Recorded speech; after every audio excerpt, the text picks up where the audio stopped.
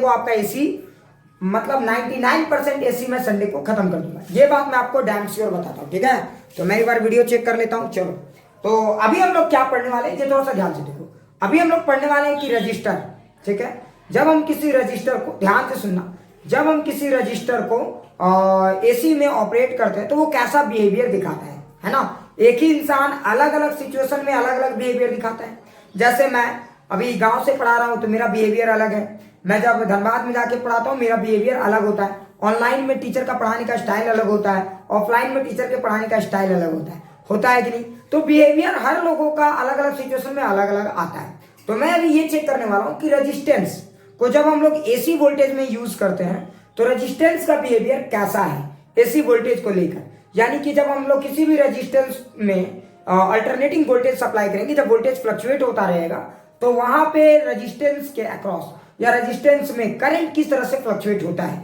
मतलब हम लोग देखेंगे करंट रिस्पॉन्स ऑफ रेजिस्टेंस, ठीक है, मतलब या voltage response of resistance. Clear, इसको कहो वोल्टेज रिस्पॉन्स, मतलब कि रेजिस्टेंस जो है वो वोल्टेज को कैसे रिस्पॉन्ड करता है। क्लियर। और अभी तक हम लोगों ने डीसी में क्या पढ़ा था, जरा ध्यान से सुना। डीसी में हम लोग क्या पढ़ते थे कि अगर हमारे पास एक रेजिस्टेंस है और ये हमारे पास एक बैटरी है, फील करना, रट्टा मत मारना, फील करना। अगर इस बैटरी का वोल्टेज है V और रेजिस्टेंस है R, तो अगर जब तक ये वोल्टेज फिक्स होगा तब तक ये हमारा करंट फिक्स होगा। अरे सबको फील आया ना, जरा ध्यान से देखो। तो जब तक ये वोल्टेज फिक्स है तब तक हमारा करंट भी फिक्स है और हमारा R तो रेजिस्टेंस है। तो देखो I इक्वल टू क्या लिखते हैं, V/R। क्या ये बात सबको समझ में आया। लेकिन अब हम लोग देखने वाले हैं, हम लोग इसी रेजिस्टेंस को एक कांस्टेंट वोल्टेज में ऑपरेट नहीं करेंगे, हम लोग इस रेजिस्टेंस को कहां ऑपरेट करेंगे, एक कांस्टेंट एसी सोर्स में ऑपरेट करेंगे, ठीक है। कांस्टेंट एसी सोर्स नहीं कहेंगे, कांस्टेंट एसी सोर्स कहने का मतलब फ्रीक्वेंसी कांस्टेंट है लेकिन उसका वोल्टेज लगातार चेंज होता रहेगा।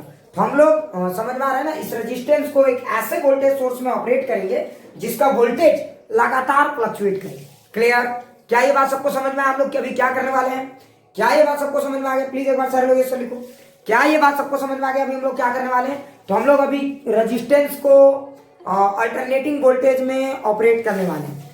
अभी हम लोग रेजिस्टेंस को क्या करने वाले हैं, अल्टरनेटिंग वोल्टेज में ऑपरेट करने वाले हैं और देखने वाले हैं कि रेजिस्टेंस अल्टरनेटिंग वोल्टेज में कैसा फीडबैक देता है। क्या ये क्लियर, क्या ये बात सबको क्लियर, बहुत अच्छे। अब अगला इंटरेस्टिंग पॉइंट क्या होता है, जरा ध्यान से सुनो। अगला इंटरेस्टिंग पॉइंट क्या होता है, मान लीजिए कि हमारे पास घर में एक पावर सप्लाई है, ठीक है, ये हमारा पावर सप्लाई है और मैंने क्या किया, यहां से तार लिया और एक रेजिस्टेंस को जोड़ दिया। अच्छा, अब आप समझ गए होंगे ये घर का पावर सप्लाई है और ये बैटरी का पावर सप्लाई, दोनों में क्या अंतर है। क्या अच्छा बताओ, इस रेजिस्टेंस के अक्रॉस का वोल्टेज और इस रेजिस्टेंस के अक्रॉस का वोल्टेज में अंतर है। यहाँ पे वोल्टेज बार बार फ्लक्चुएट कर रहा है ना, वोल्टेज की पोलैरिटी बदल रही है, वोल्टेज की मैग्नीट्यूड बदल रही है। तो यहाँ पे वोल्टेज बार बार फ्लक्चुएट कर रहा है जबकि यहाँ पे वोल्टेज फिक्स था। अच्छा, आप लॉजिक से बताइए, अगर यहाँ पे वोल्टेज बार बार फ्लक्चुएट कर रहा है तो क्या यहाँ पे करंट कांस्टेंट होगा या वो भी फ्लक्चुएट करेगा। क्या यहाँ पे करंट कांस्टेंट होगा या वो भी फ्लक्चुएट करेगा, कोई मुझे बता सकता है। क्या यहाँ पे करंट कांस्टेंट होगा या वो भी फ्लक्चुएट करेगा, तो यहाँ पे करंट भी फ्लक्चुएट करेगा। क्यों, सब लोग जानते हैं। अगर मान लो आपने किसी भी रेजिस्टेंस को, अब देखो इसका सिंबल क्या है, तो लोग इतना हटपट नहीं करते, लोग इसका एक सिंबलिक नोटेशन में बदल देते हैं। जरा ध्यान से सुनना, लिखना मत। तो लोग क्या करते हैं, जरा ध्यान सुनो, एक आर यूज करते हैं और एक सिंबलिक नोटेशन में इस तरह का साइन लगा देते हैं। ये बताता है कि यहाँ पे एक अल्टरनेटिंग वोल्टेज दिया गया है। क्लियर, और लोग यहाँ पे V इक्वल टू क्या लिख देते हैं, V0 साइन ओमेगा टी। क्या ये बात सबको समझ में आया, V इक्वल टू क्या लिख देते हैं, V0 साइन ओमेगा टी। अच्छा, एक बात बताओ, यहाँ पे V0 की वैल्यू क्या है, सबको याद है ना। V0 का फॉर्मूला क्या है, याद है सबको, एक बार कमेंट करके बताओ। मैं जानना चाहता हूँ कि तुम लोग को सारी चीजें, पीछे वाला चीजें याद है। V0 क्या है यहाँ पे, हाँ नवाब, याद है, बहुत अच्छे, 220 नवाब, जो भी कहो, ठीक है। अब आगे की कहानी थोड़ा सा ध्यान से सुनते हैं, अब आगे की कहानी थोड़ा सा ध्यान से सुनते हैं, थोड़ा सा समझेंगे। तो अच्छा, एक बात बताइए, यहाँ पे अगर बार बार वोल्टेज फ्लक्चुएट करेगा तो इसके अक्रॉस करंट भी फ्लक्चुएट करेगा। अब मैं ये जानने में इंटरेस्टेड हूं कि करंट किस तरह से फ्लक्चुएट करेगा, करंट और वोल्टेज के बीच में फेज कैसा है, मतलब करंट और वोल्टेज एक साथ मैक्सिमम जाता है या एक साथ मिनिमम जाता है। हम लोग इसी बात को यहाँ पे देखेंगे, ठीक है। अच्छा, एक बात बताओ, करंट, अच्छा एक बात बताओ, अगर मान लो, अच्छा एक बात बताओ, यहाँ पे वोल्टेज तो बार बार फ्लक्चुएट हो रहा है, तो मान लेते हैं किसी भी टाइम टी में वोल्टेज है V, क्योंकि किसी भी टाइम टी में वोल्टेज V होगा, टाइम बदल जाएगा वोल्टेज बदल जाएगा, टाइम बदल जाएगा वोल्टेज बदल जाएगा। तो किसी भी टाइम टी में वोल्टेज है वी। अच्छा मान लीजिए अगर किसी भी टाइम टी में वोल्टेज है वी, तो बताइए current at any time t क्या होगा, फटाक से बताइए current at any time t क्या होगा। तो current at any time t is V by R. क्या ये बात सबको फील आ गई? किसी भी टाइम में करंट की जो वैल्यू होगी वो V बाई आर होगी। और इसका मतलब ये हुआ कि करंट इस बात पे डिपेंड करेगा कि वोल्टेज क्या है। क्या ये बात सबको समझ में आया? करंट इस बात पे डिपेंड करेगा कि वोल्टेज क्या है। जिस समय वोल्टेज की वैल्यू मैक्सिमम होगी करंट भी मैक्सिमम, जिस समय वोल्टेज की वैल्यू जीरो करंट जीरो, जिस समय वोल्टेज की वैल्यू मिनिमम करंट मिनिमम। इससे एक बात तो क्लियर है कि बताइए current and voltage are in same phase और ये दोनों सेम फेज में है या 90 डिग्री फेज में? लॉजिक से बताइए करंट और वोल्टेज सेम फेज में है या 90 डिग्री फेज में है? मतलब रेजिस्टेंस के केस में क्या होता है, करंट और वोल्टेज की फेज सेम होती है। रेजिस्टेंस के केस में क्या होता है, करंट और वोल्टेज की फेज सेम होती है। अंतर कहां होता है? अंतर कहां होता है जरा ध्यान से सुनो। अंतर, हाँ सब समझ में आ जाएगा, डोंट टेक टेंशन। अंतर कहां होता है तो थोड़ा सा ध्यान से सुनना। बताओ अंतर क्या होता है? एम्पलीट्यूड में अंतर होता है। हो सकता है करंट की एम्पलीट्यूड ज्यादा हो सकती है या कम हो सकती है। बहुत अच्छे आमना, बहुत अच्छे। तो देखो मैंने क्या किया, तो देखो I is equal to V by R. तो जब तक ये V फ्लक्चुएट होता रहेगा तब तक आपका करंट फ्लक्चुएट होता रहेगा, है ना। और ये V क्या है, अल्टरनेटिंग वोल्टेज में क्या होता है, ये V तो बार बार फ्लक्चुएट होता रहता है। तो अगर ये V बार बार फ्लक्चुएट होगा तो ये करंट भी फ्लक्चुएट होगा। क्लियर? अब सवाल उठता है sir what should be the expression for current, current की एक्सप्रेशन क्या आएगी? तो जरा देखते हैं। तो अगर आप इस एक्सप्रेशन को थोड़ा सा और डिटेल से देखोगे तो V के जगह आप क्या लिखोगे, V not sine omega t by R. मैं ये लिख सकता हूं क्या? अच्छा एक बात बताओ, मैं ये लिख सकता हूं कि नहीं? अच्छा एक बात बताओ, V के जगह मैं लिख सकता हूं ना V not sine omega t by R. क्या ये बात सबको समझ में आया? अगर यही डीसी होता, अगर यही डीसी होता तो V की वैल्यू फिक्स हो जाती, तो करंट की वैल्यू भी फिक्स हो जाती। मतलब जब आप किसी रेजिस्टेंस को कांस्टेंट वोल्टेज में ऑपरेट करते हो तो आपको कांस्टेंट करंट मिलता है, लेकिन जब किसी रेजिस्टेंस को वेरिएबल वोल्टेज में ऑपरेट करोगे तो आपको वेरिएबल करंट्स भी मिलने वाला है। क्लियर? अच्छा अगर यहाँ पे मुझे समझ में आया तो अब सवाल उठता है कि आई का एक्सप्रेशन क्या होगा। तो देखो आई का एक्सप्रेशन में क्या लिखोगे, V not by R sine omega t, है ना। अगर V का वैल्यू आपने माना था V not sine omega t है, मान तो हमने वोल्टेज दिया V not sine omega t, तो करंट की एक्सप्रेशन क्या है? तो देखो I is equal to V not by R into sine omega t. तो I इज इक्वल टू आप क्या लिख सकते हो, I not sine omega t. ये बात सबको समझ में आया कि नहीं? अरे जरा ध्यान से देखो, क्या ये बात सबको फील आ गया? अरे जरा ध्यान से देखो, इससे एक बात तो समझ में आ गया, इससे एक बात तो समझ में आ गया कि जब जब वोल्टेज मैक्सिमम होगा तब तब करंट मैक्सिमम होगा। बस अंतर क्या होगा, देखो करंट की जो मैक्सिमम वैल्यू होगी वो V नॉट बाई आर होगा। मतलब करंट और वोल्टेज एक साथ अप जाएंगे, एक साथ डाउन जाएंगे। मतलब दोनों की वैल्यू एक साथ मैक्सिमम होगी, दोनों की वैल्यू एक साथ मिनिमम होगी। क्या ये क्लियर हो गया? दोनों की वैल्यू एक साथ मैक्सिमम होगी, दोनों की वैल्यू एक साथ मिनिमम होगी। क्लियर? मतलब करंट और वोल्टेज सेम फेज में है। सेम फेज कहने का मतलब समझ में आ गया ना। तो जिस समय इस सर्किट में वोल्टेज मैक्सिमम होगा उसी समय इस सर्किट में करंट भी मैक्सिमम होगा। क्या ये सबको समझ में आ गया? एकदम अच्छे से समझ में आ गया। देखो एक और चीज देखो, अगर आपने वोल्टेज लिया था V not sine omega t, तो करंट भी क्या आया, I not sine omega T, sign omega T. मतलब दोनों फेज में तो एक है, फेज में दोनों एक है, बस एम्पलीट्यूड क्या है, तो I नॉट की जो वैल्यू होगी वो क्या होगी, V नॉट बाई आर। मुझे लगता है ये बात एकदम अच्छे से समझ में आ गया होगा। क्या ये एकदम अच्छे से समझ में आ गया? क्या ये सबको फील आ गया? प्लीज एक बार ये सर बोलो, क्या ये सबको अच्छे से फील आ गया? सो देखो एकदम क्लियर। अरे इसमें तो कोई डाउट ही नहीं होना चाहिए, ठीक है, ये बहुत आसान सी चीज है। अच्छा अगर अब आपको ये फील आ गया तो एक बात बताइए, जो पावर यहाँ पे मिलने वाला है जरा फील करो, पूरा फील करो।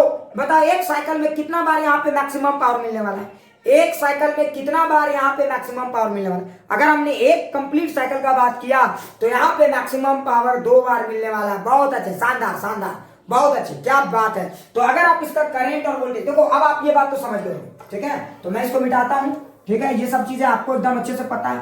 तो देखो अगर आपको कोई बोलेगा इसका डायग्राम बनाइए तो तुम बोल सकते हो सर किस तरह का डायग्राम बनाए, ठीक है। तो तुम बोल सकते हो सर किस तरह का डायग्राम बनाए। तो जरा ध्यान से देखो, एक है आपका वोल्टेज कर्व, ठीक है, और एक है आपका करंट, ठीक है। तो एक आप करंट भी बना सकते हो और एक आप बना सकते हो पावर। क्या ये बात सबको फील आया? एक आप बना सकते हो पावर, जरा ध्यान से। तो बताओ वोल्टेज अगर ऐसा है, फील करना, अगर ये वोल्टेज है तो करंट भी कैसा होगा? क्या ये बात सबको समझ में आ रहा है? अगर वोल्टेज ऐसा है तो करंट कैसा होगा? जरा ध्यान से देखो, क्या एकदम एक ही चीज फील करना, करंट भी सेम पेज में होगा, बस मैग्नीट्यूड अलग हो सकता है। करंट का मैक्सिमम वैल्यू क्या होगा, वी नॉट बाई आर, याद करो करंट की मैक्सिमम वैल्यू क्या होगी, वी नॉट बाई आर। ये आर बताएगा, आर की वैल्यू बताएगी कि करंट की मैक्सिमम वैल्यू क्या होगी या मिनिमम क्या होगी, है ना। तो करंट की वैल्यू कुछ होगी, तो देखो सेम फेज में होगा, तो ये भी सेम फेज में है, जरा ध्यान से देखो सेम फेज में है, बस इसका एम्पलीट्यूड कुछ हो सकता है, इसका कुछ हो सकता है, एम्पलीट्यूड में अंतर होगा, clear, but they are in same phase. अच्छे से समझ में आ गया यहां तक। लेकिन पावर को लेके क्या होगा, तो देखो पावर इज बेसिकली वी आई, तो देखो प्लस और प्लस तो पावर पॉजिटिव, है ना। जरा ध्यान से देखो पावर क्या होगा, पॉजिटिव, क्लियर। अच्छा एक बात होता है, ये भी निगेटिव, ये भी निगेटिव, फिर से निगेटिव और निगेटिव, अरे जरा फील करो, फिर से निगेटिव और निगेटिव क्या होगा, पॉजिटिव, तो फिर से देखो पावर पॉजिटिव आ गया, ये एकदम अच्छे से फील आ गया।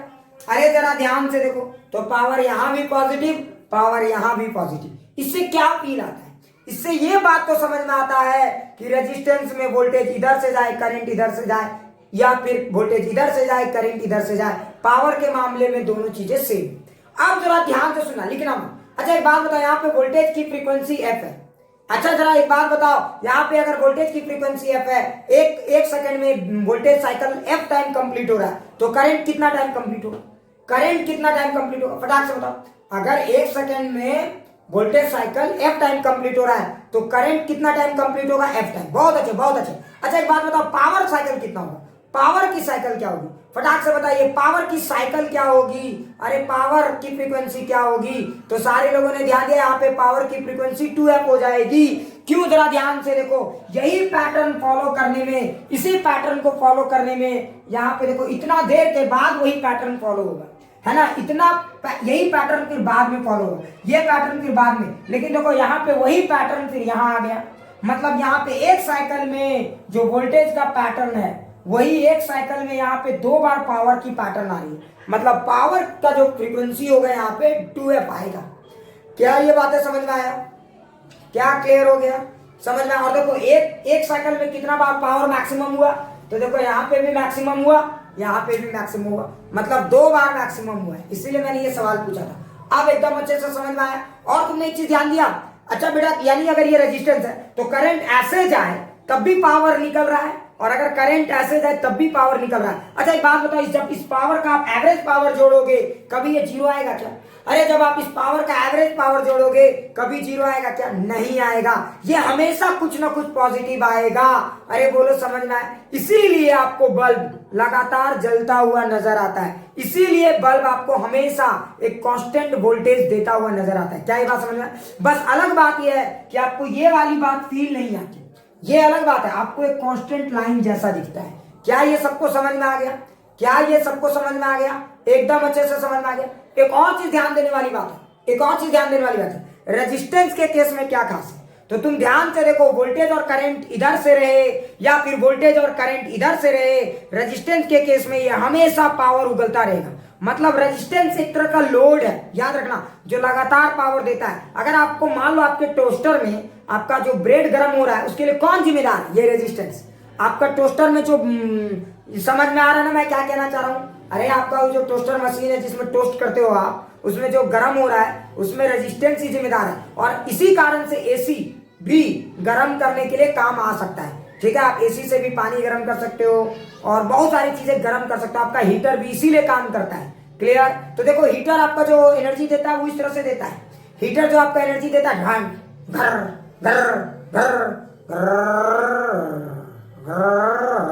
हीटर लगातार इस तरह से नहीं है, लेकिन आपको ऐसा फील नहीं आता घर, आपको ऐसे समझने की कोशिश करो मैं क्या कहना चाहूँ। क्या ये बातें फील आ गई, क्या ये बातें फील आ गई, what I am trying to say, है ना। क्लियर हो गया, अच्छे से फील आ गया सबको प्लीज। क्या ये एकदम अच्छे से समझ में आ गया, रेजिस्टेंस सबको फील आ गया। तो रेजिस्टेंस, अच्छा आपको पूछेगा इसका फेजर डायग्राम बनाना है, अगर आपसे कोई पूछा इसका फेजर डायग्राम बनाइए, तो क्या आप इसका फेजर डायग्राम नहीं बना सकते, बिल्कुल बना सकते हो, कोई टेंशन वाला बात नहीं है। तो देखो रेजिस्टेंस, एक एक चीजों को फील करना है, रट्टा मत मानो, फील करना, आपको बाद में एसी में बहुत मजा आएगा। तो देखो रेजिस्टेंस के केस में क्या हुआ, अगर आपने वोल्टेज को ये माना V, तो बताइए करंट भी यहीं पे होगा मेरे भाई, ये आपका करंट हो गया। बस अंतर क्या होगा, मैग्नीट्यूड में अलग हो सकता है। तो ये हो गया phasor diagram between voltage and current. क्या सही या गलत? अरे ये हो गया phasor diagram between voltage and current. क्या ये सही या गलत? फटाक से बताइए सही है। अच्छा एक बात बताओ, हमने phasor diagram between voltage and current बनाया, हम phasor diagram between voltage and power बना सकते हैं कि नहीं? हम phasor diagram between voltage and power बना सकते हैं कि नहीं? जरा देखिए, कुछ लोग बोल सकते हैं नो, यहाँ पे phasor diagram between voltage and power define नहीं होगा। क्यों नहीं होगा? कोई मुझे बता सकता है? Why voltage phasor diagram between voltage and power can not be defined here? कोई मुझे बता सकता है? कोई मुझे बता सकता है?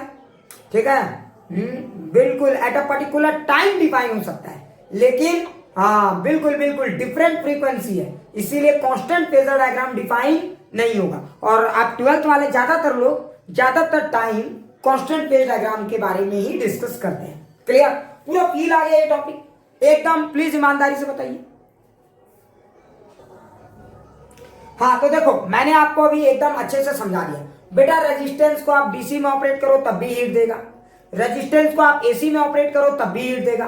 और रेजिस्टेंस बेटा रेजिस्टेंस है, वो एसी को जितना अपोज करता है डीसी को भी उतना ही अपोज करता है। जरा फील करना, वो एसी को जितना अपोज करता है डीसी को भी उतना ही अपोज करता है। और रेजिस्टेंस सिचुएशन के हिसाब से अपना नेचर नहीं बदलता, याद रखना।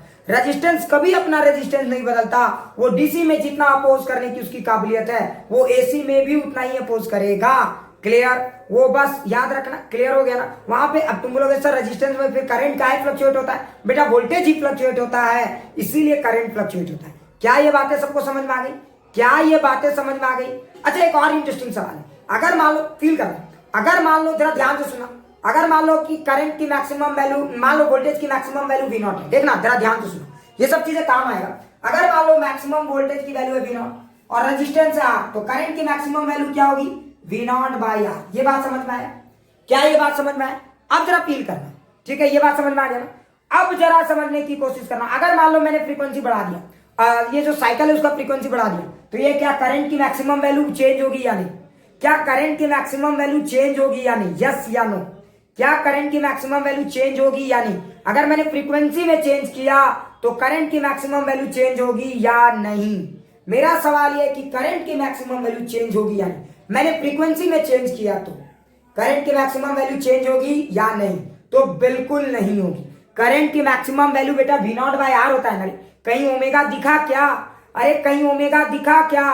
करंट की मैक्सिमम वैल्यू में चेंज नहीं आएगी। मतलब resistance is independent of frequency, resistance का फ्रीक्वेंसी से कोई मतलब नहीं है। अभी मैंने बोला था रेजिस्टेंस को एसी में ऑपरेट करो तो भी उसको कोई फर्क नहीं पड़ता, रेजिस्टेंस को डीसी में ऑपरेट करो तब भी कोई फर्क नहीं पड़ता। तो फिर किसको किसको फर्क पड़ता है? चलिए कहानी शुरू होता है अब, और आप वो बात को बेहतर तरीके से फील कर पाओगे रेजिस्टेंस को भी जब ये टॉपिक पढ़ोगे तब। ठीक है, तो चलो एकदम जानदार शानदार टॉपिक के लिए हो जाओ तैयार एकदम माइंड। हाँ सर V नॉट में तो होता है ना NaWs का सर ओमेगा। अरे बेवकूफ, वो वाला का बात नहीं कर रहे हैं यहाँ पे, अब उतना में मत जाओ। मैंने यहाँ R का वो अप्लाइड फ्रीक्वेंसी पे मैंने बोला, रेजिस्टेंस के रोल पे। हाँ ठीक है, V नॉट फिक्स है। मैंने क्या बोला था? V नॉट फिक्स है, याद रखना। तुम लगता है ध्यान से सवाल नहीं सुने थे। Applied frequency, applied frequency. अब वो वाला फ्रीक्वेंसी को अभी थोड़ी देर के लिए भूल जाओ। समझ में आ रहा है मैं क्या कह रहा हूँ? अच्छा ठीक है, V नॉट फिक्स। अच्छा एक बात बताओ, ओमेगा को चेंज करने के बावजूद क्या V नॉट को फिक्स नहीं रख सकते हैं क्या? कैसे? पागल है क्या? V नॉट सिर्फ एक पे डिपेंड करता है क्या? वही, हाँ मतलब वही। हाँ, ओमेगा को डबल कर दिए तो n को आधा कर दिया, किसी एक को आधा कर देंगे, हो गया काम। तो फिर ऐसा भी तो सिचुएशन आ सकता है कि फ्रीक्वेंसी, हाँ समझने की कोशिश करो, ऐसा भी। हाँ अगर कहता, देखो दो तरह के साथ, सिर्फ पूछता है कि ओमेगा को चेंज करेंगे तो क्या होगा, तब आप कहते हैं V नॉट डबल। लेकिन मैंने क्या बोला था? V नॉट को फिक्स रखेंगे और ओमेगा को डबल करेंगे तो क्या होगा? मैंने ये सवाल पूछा था। क्या मैंने यही सवाल पूछा था ना? क्या मैंने यही सवाल पूछा था? No sir. अच्छा और कोई? अच्छा ठीक है, मुझे भी याद नहीं। अरे चारों तरफ से साउंड आता है ना। बोले थे पर आप मतलब ऐसे कर। ओ अच्छा, तुम लोगों ने मेरे इंटेंशन को भांप लिया था। ठीक है ठीक है, हाँ हाँ ठीक है, समझ में आ गया। तो अभी फिलहाल अब वो वाला नवाब पे मत जाइएगा, ठीक है? नवाब पे मत जाइएगा, याद रखेंगे। वो आप फिक्स मान के चलेंगे कि नवाब की वैल्यू फिक्स है। हाँ ओमेगा चेंज करेंगे तो कुछ भी चेंजेस आ सकते हैं। So don't. अब यहाँ पे ये फ्रीक्वेंसी डबल आया तो उसका वोल्टेज से क्या लेना देना? नहीं समझी? ये मैथमेटिकली पावर डबल आ रहा है, ठीक है? तो क्या डाउट हो रहा है? क्या डाउट हो रहा है? क्या किसी को डाउट हो रहा है मैं क्या कहना चाह रहा हूँ? No sir, no sir, no sir. Doubt हो रहा है क्या? ठीक है, अच्छा तुम लोगों ने यही सोचकर आंसर दिया था, है ना, कि 2W ये कर देंगे। अच्छा कोई बात नहीं, कोई बात नहीं, ठीक है ठीक है। मेरा सवाल ये था कि वोल्टेज को फिक्स रखेंगे और अप्लाइड फ्रीक्वेंसी बदलेंगे तो क्या होगा, दैट्स माय क्वेश्चन। ठीक है, तो अभी फिलहाल अब जितना बार भी मैं बोलूंगा ये मान के चलेंगे तो आर इंडिपेंडेंट है कि नहीं। अरे आर इंडिपेंडेंट है भाई, तब से तो मैं वही बोल रहा हूं, resistance is independent of applied frequency. Resistance का फ्रीक्वेंसी से कोई लेना देना नहीं है, समझ में आया? अभी आगे पढ़ेंगे तो क्लियर हो जाएगा। आर आर होता है, आर आर आर आर, समझ में आया? क्लियर? अभी थोड़ा देर और थोड़ा पैसेंजर को समझ में आ जाएगा। क्लियर? मुझे मतलब कुछ पूछना ही नहीं चाहिए, जितना मैं लॉजिकल सवाल पूछता हूं तुम लोग उतने कंफ्यूज, मैं नहीं पूछता, कंफ्यूजन ही नहीं आता, मुझे ऐसा ही लगता है बार बार। ठीक है ना, लेकिन मैं इसलिए पूछता हूँ ताकि आपका कंसेप्ट क्लियर हो जाए। अरे बेवकूफो, आर की वैल्यू आर ली तो कहाँ चेंज हुआ? आर की वैल्यू 5 ओम है। एक बात बताओ, अगर कोई रेजिस्टेंस 5 ओम है, उसको डीसी में ऑपरेट करो तब भी 5 ओम ही कहलाएगा, उसको एसी में ऑपरेट करोगे तो क्या 10 ओम की तरह काम करेगा? ना, वो तब भी 5 ओम की तरह ही काम करेगा। रेजिस्टेंस को कोई फर्क नहीं पड़ता कि आप एसी में ऑपरेट कर रहे हो या डीसी में, तो फिर वो करेगा क्या? हाँ, वो एसी में वोल्टेज बार बार बदल रहा है इसलिए करंट को बार बार बदलेगा, और वो एसी में डीसी में क्या करेगा, वोल्टेज फिक्स है इसलिए करंट को फिक्स रखेगा। लेकिन उसकी जो टेंडेंसी है डिवाइडेड बाय आर वाली, वो वहां पे भी मेंटेन रखा और यहां पे भी मेंटेन रखा। क्या ये बात समझ में आया?